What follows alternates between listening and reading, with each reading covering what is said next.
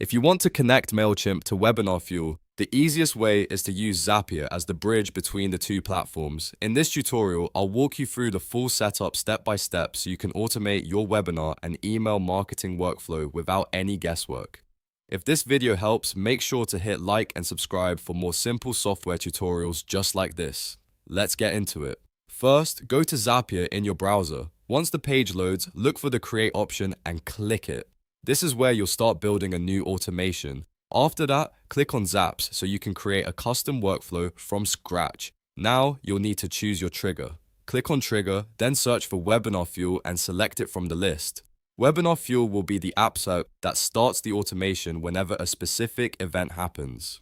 Next, choose an event that matches what you want Zapier to watch for. You can select any option that fits your workflow, depending on how you want your webinar data to move into Mailchimp. After choosing the event, log into your WebinarFuel account when prompted. This connects your account to Zapier and gives it permission to read the event data needed for the automation. Once you're signed in, move on to the action step. Click on Action, then search for and select Mailchimp.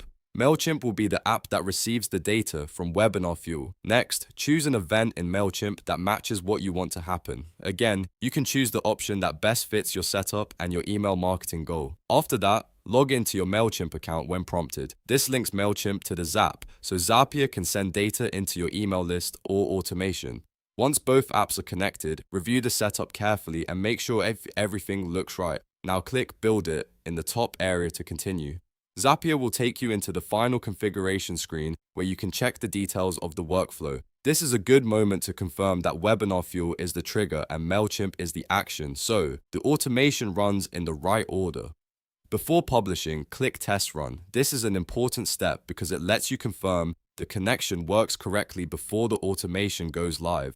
If the test runs successfully, you'll know that Zapier can move the information between WebinarFuel and Mailchimp without issues. Once the test is complete and everything looks good, click Publish. That final step turns your Zap on and activates the automation. From that point forward, your WebinarFuel and Mailchimp connection will work automatically in the background.